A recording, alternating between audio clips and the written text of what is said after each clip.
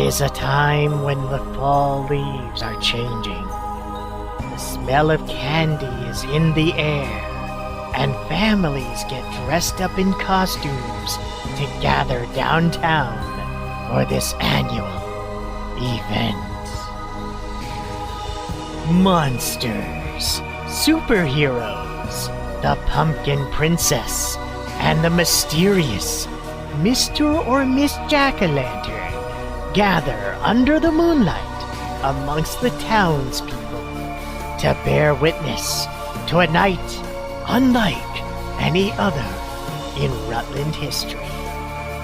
So join me as we dig up the body parts of history, sew them together, and bring to life this monster documentary we call the Rutland Halloween Parade, Hijinks and History.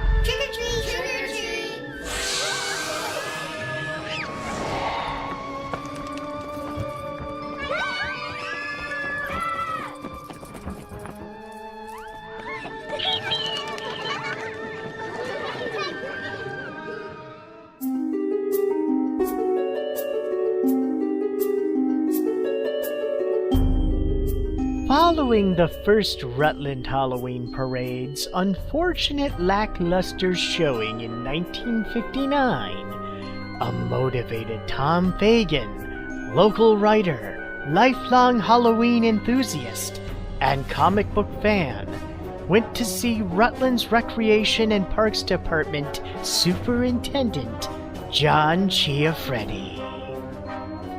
Fagan had said to John after the parade, "That was good, but it could be better." And so he began sharing his ideas. As he later remarked, "We should have a theme for this, because it's Halloween. These are creatures of the night. You should have Batman as the leader of the parade." Chiafretti liked Fagan's enthusiasm and appointed him Parade General Chairman. Fagan's inspiration came from that very same first parade in 1959 that he took his daughter to see. It was there he saw William Chiafretti, son of John, dressed in a comic book costume. Said Fagan, "I always maintained that he was the first comic book character in our parade." Reflecting on his memories of the first parade, Fagan said it consisted of a couple of high school bands and an assortment of children in costumes. But from that auspicious beginning would grow a mighty oak with countless long-reaching branches through the echoes of time. Fagan was allowed to shape the parade in his vision starting in 1960 with this Batman float.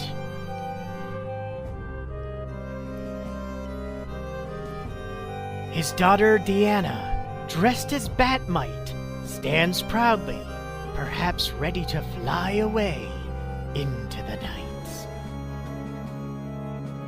Soon, as Fagan recalled, "I wrote letters to Detective Comics saying Batman was now the leader of the Rutland Halloween Parade, and we were establishing a tradition."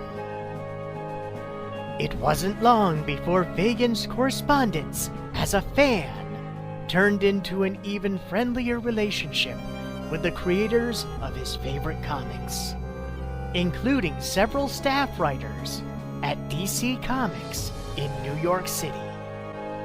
Fagan would ultimately invite them to the Rutland Parade to join in on the festivities. As a longtime contributor to comic book fan magazines, Fagan had letters promoting the parade published in a number of DC and Marvel titles, including DC's Detective Comics number 327, May 1964, and Marvel's Avengers number 88 in May of 1971.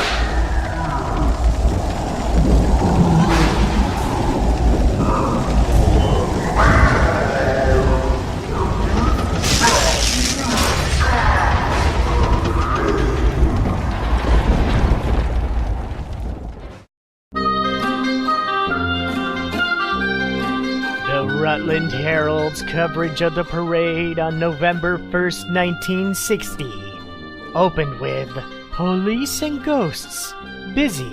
Early in the evening is the parade, and later is the pranks. Some pranks included the mysterious black cat being left at 60 Church Street, meowing at the residents. The cat was described as wearing 3 unusual-sounding bells and 7 toes on each paw. Albert Laseth of 223 Lincoln Avenue described his glasses suddenly vanishing while haunting the neighbors. His mother quoted him as saying, "He felt no ghostly hand remove them." Some spectators of the parade witnessed creepy dressed creatures following the Rutland and MSJ bands in the procession. Everyone had become who they secretly dreamed of being, with even a couple dressed as Mr. and Mrs. Zorro. At the end, in 1960, Rutlanders were told that the true outcome of that year's parade would not be fully felt until the next day, when they could once again put out their trash and take in the Rutland Herald.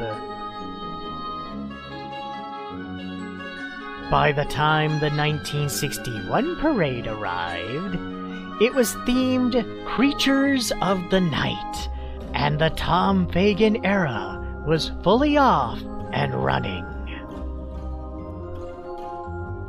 Looking back to the 61 parade, he recalled, "You could come as you wanted.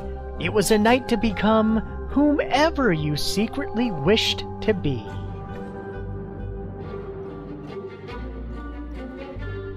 The fully realized vision was very well received by everyone in attendance. As it grew, DC, Marvel, and even Mad Magazine got in on the act with their own floats as part of the parades. There was as many as 181 different comic book characters represented over the years at the parade and celebration, as Fagan recalled.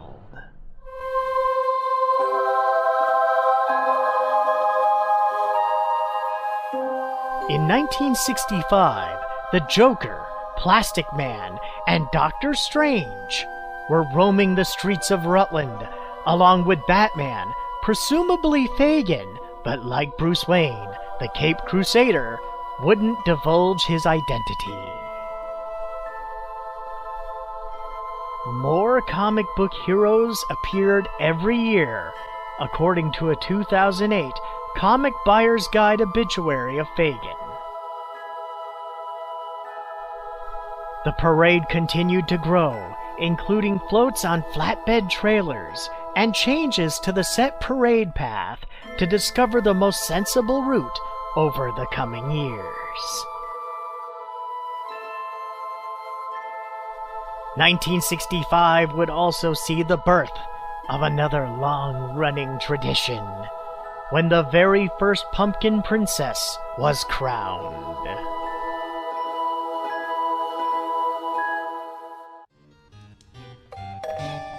I'll get it.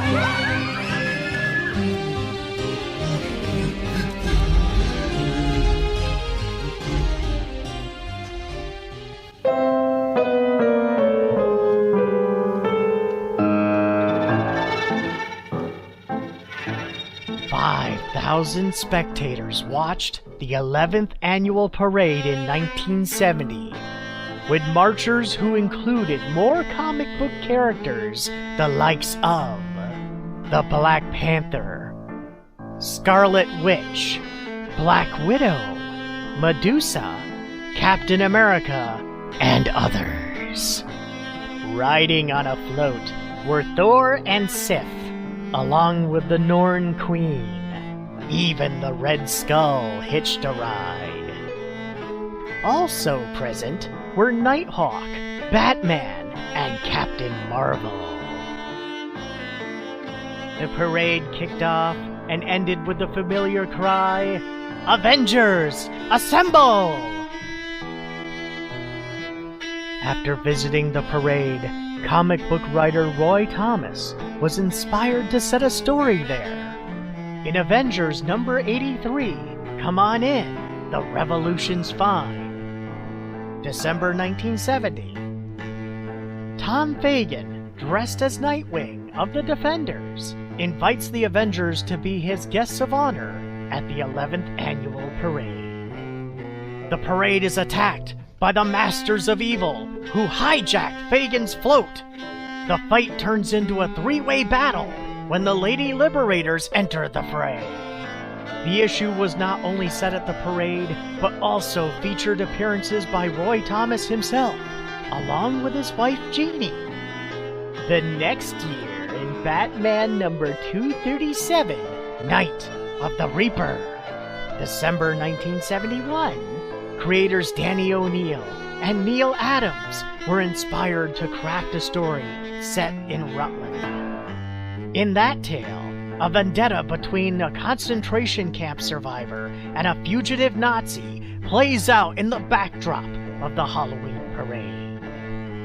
Batman and Robin try to stop the violent bloodshed that ensues as innocent revelers dressed up like the Cape Crusader and Boy Wonder get caught in the middle. Dick Grayson attends the parade with friends, comic book creators Alan Weiss, Bernie Wrighton, and Jerry Conway. Batman's fight spills into Tom Fagan's mansion, where Danny O'Neil, Len Wein, and Mark Hennerfeld are in attendance.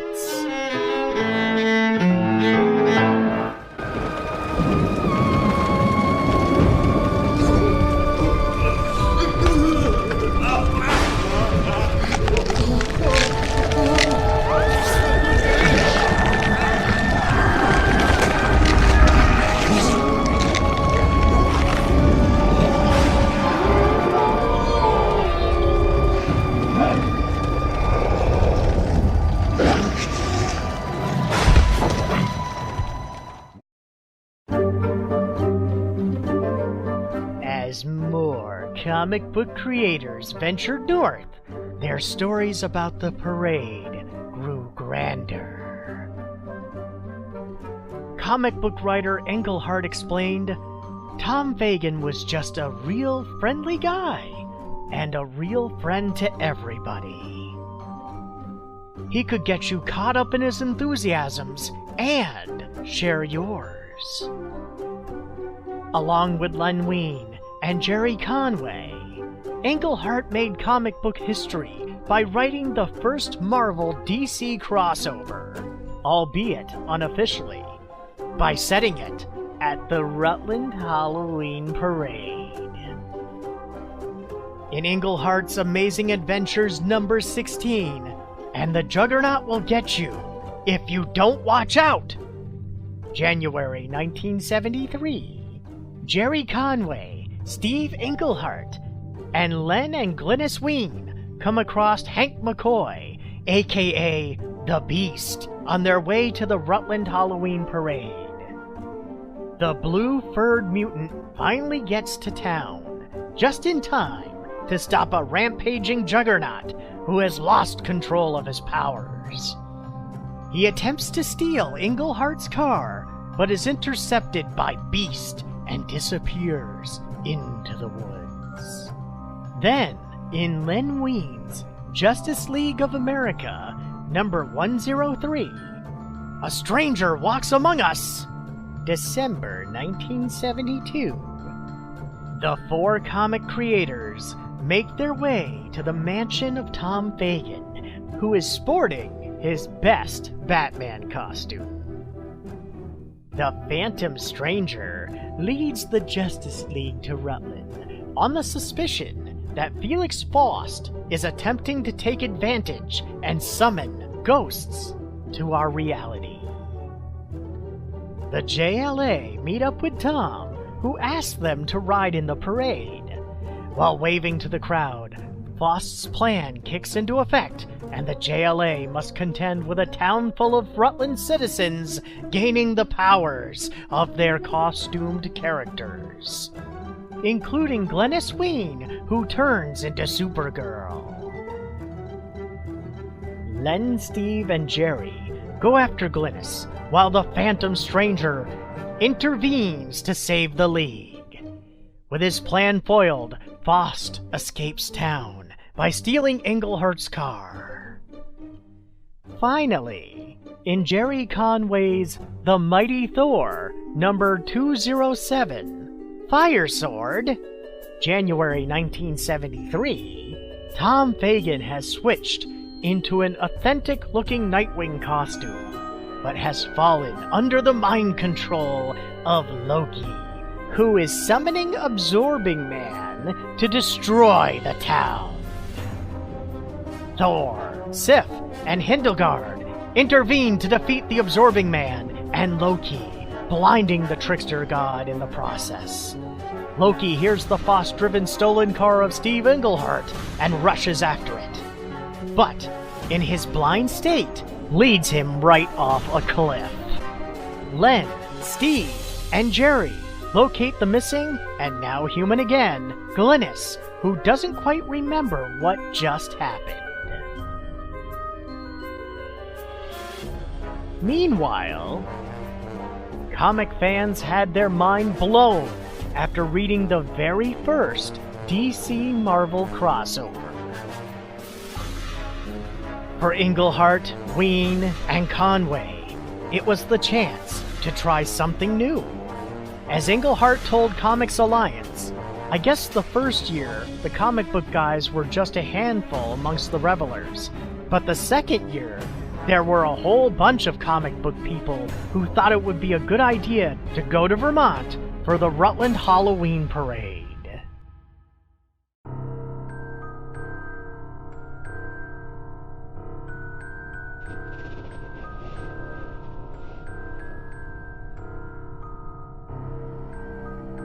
Most amazingly to Englehart, the crossover idea had modest yet imaginative motivations.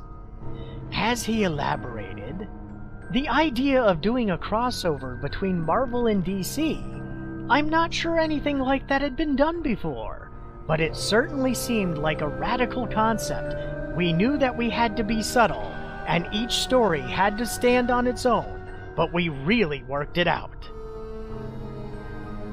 It's really worthwhile to read those stories back to back to back. It didn't matter to us that one was DC and two were at Marvel. I think it was us being creative, thinking that would be really cool to do, and that the spark of it all was the Rutland Halloween Parade, which was really cool, and it deserved something really cool. Fagan persuaded some of them to take part in the Rutland Halloween Parade in comic book character costumes.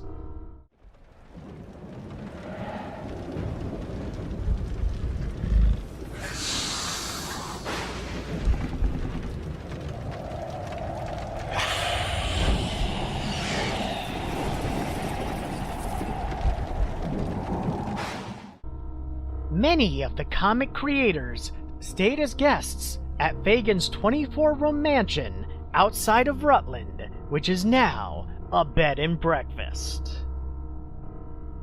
Comic book creators known to have attended the parade over the years include Steve Englehart, Jerry Conway, Marv Wolfman, Bernie Wrightson, Dennis O'Neil, Roy Thomas, Alan Weiss, Wendy and Richard Pinney, Dave Cockrum, and Len Wein. As one of the costume revelers, Englehart has vivid memories of the parties which took place in that old mansion. Englehart said, "It's not that unusual if you go to a comic book convention today. You're going to see a lot of people in costume. But for us in the early 1970s, that was not a common situation, and even at the conventions, they were a lot more buttoned down then." So on Halloween night in those days, well after midnight, walking around this mansion in Vermont and seeing Dracula, the Hulk, and Wonder Woman walking around, it was a unique situation, and on Fagan's end, handled extremely well.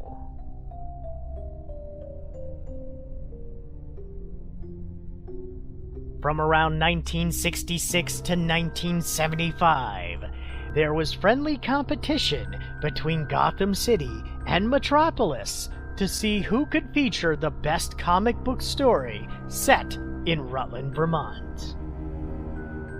The date of the parade had been changed a few times in its history, like in 1975, for example, when it was scheduled for October 31st.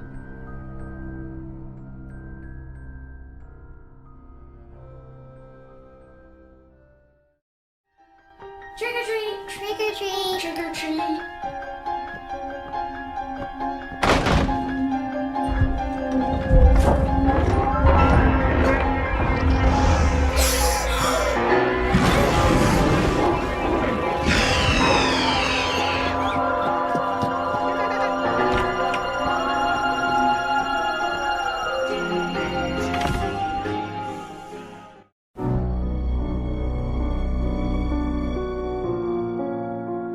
Official superheroes from DC and Marvel would show up. One such case in the parade of 1986 was Marvel sending their official Spider-Man to take part in the event, to the awe and wonderment of the children in attendance.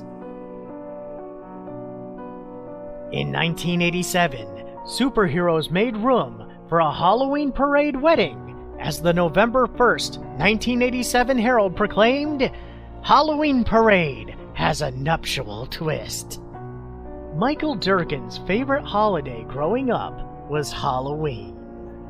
On his first date with Bonnie Hudson, they attended the famous Rutland Halloween Parade. They fell in love and decided Halloween would be a great time to get married. And so, as part of the parade of 1987, Michael, dressed as King Henry VIII, wedded Bonnie Hudson, dressed in a 16th century styled wedding dress, with the assurance of her husband that her fate would not at all be similar to the wives of the real King Henry VIII. Michael, for some odd reason, asked his dad to dress as an iguana. But instead, his father opted to dress as vintage gangster Al Capone. Michael's mother enjoyed the idea and dressed as a 1920s flapper, joking, "Aren't wedding dresses and tuxedos costumes also?" The whole wedding party rode on a float with a marvelous satin coat of arms that read, "Love and Honor." The young couple, along with their party, proceeded to the Ritz Club to continue their celebration.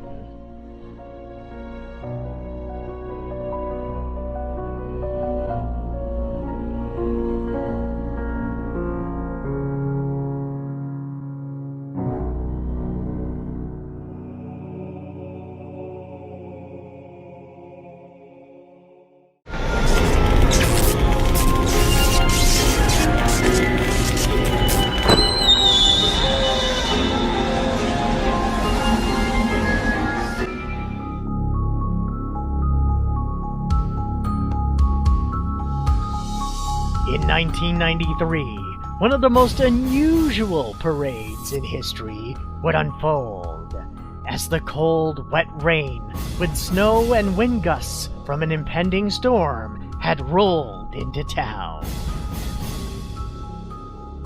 Santa Claus would show up in a red convertible, claiming his off-season job was at the local Honda dealership. Even Miss Piggy and Kermit the Frog were spotted one year taking a spin as good boys and ghouls watched on.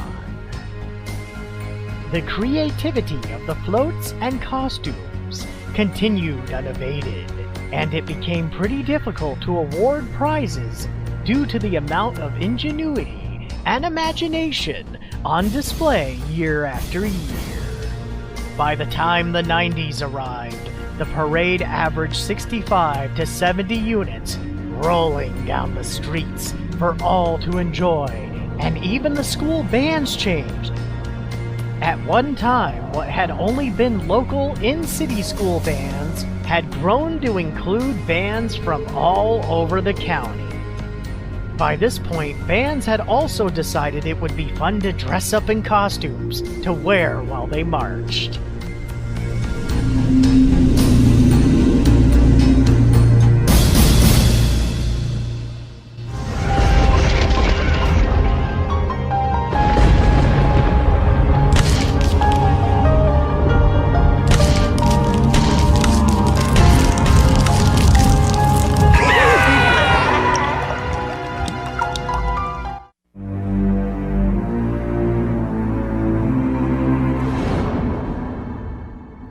Part of the traditions of the parade was, and still is, having an annual pumpkin princess and a Mr. or Miss Jack-o'-lantern.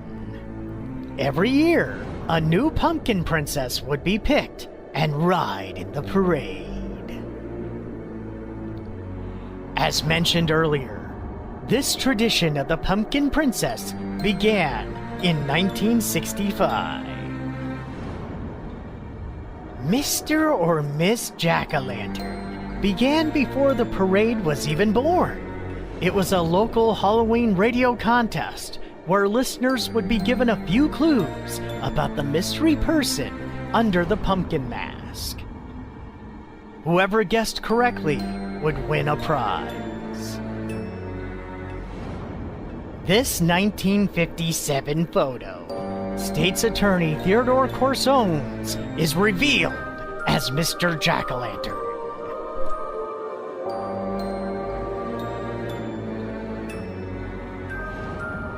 Children often won a brand new bike for guessing correctly.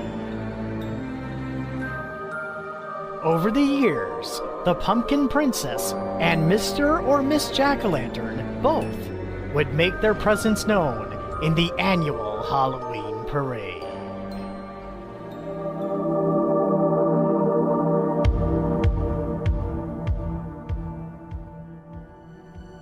In one of his interviews in 2008, Fagan, in his late 70s, had said, "I think if I pass over around Halloween time, I will be riding in a casket in the parade. I would be all for that." Unfortunately, Fagan would pass away on October 21st, 2008. While his daughter Deanna said she had not heard that request prior, she did agree that her dad would definitely have been happy about the idea. Friend and fellow co-worker Nick Merrow chuckled while saying, he would have loved that. Knowing Tom, he would have wanted it to be an open casket too, as that was the kinda ghoulish guy he was. As the Rutland Herald wrote in its October 23rd issue that year, Tom Fagan was a number of things during a lifetime of newspaper reporting, raising a family, and assuming legendary status in the comic book community. But in Rutland, where the 77-year-old lived before his death, he was known as Mr. Halloween, the man who helped create an All Hallows Eve procession of ghosts, ghouls, and costume greats. Although Fagan passed away in 2008, the parade has endured as his legacy.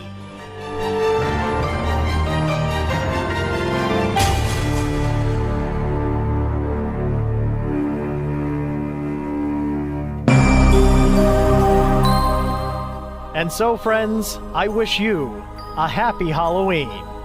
But beware, as the cold night's chill creeps by you, and the sweet scent of Cinderella's sweets dances on the gentle breeze of the past. Giggle at your fancy imagination, and just tell yourself, it was our old friend Tom Fagan, smiling down with pride at how we all together, generations of Rutlanders and our surrounding neighbors, have kept this spooky, fun-filled tradition alive and well through the ages. This is your narrator, saying, good night out there, whatever you are.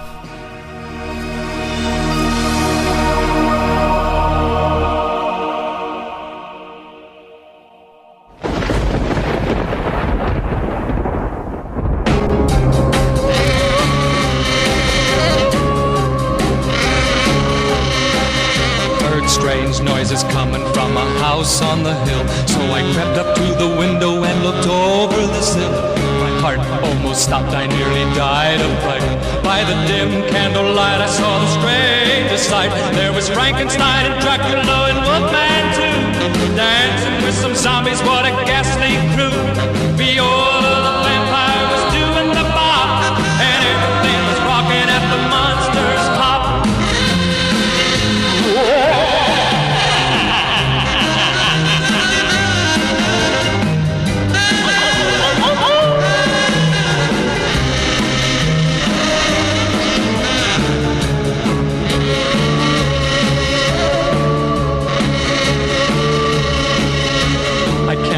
That empty house upon the hill.